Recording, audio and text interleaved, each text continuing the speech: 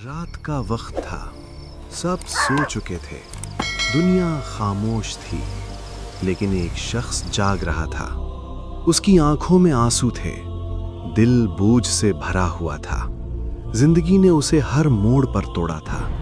ना उसके पास पैसा था, ना सुकून, और सबसे बड़ी बात, उसे लगता था कि अल्लाह ने उसे भुला दिया है। उस रात उसने फैसला किया, या अल्लाह, आज मेरा आखिरी सजदा है। अगर आज भी तूने मेरी ना सुनी तो मैं टूट जाऊंगा।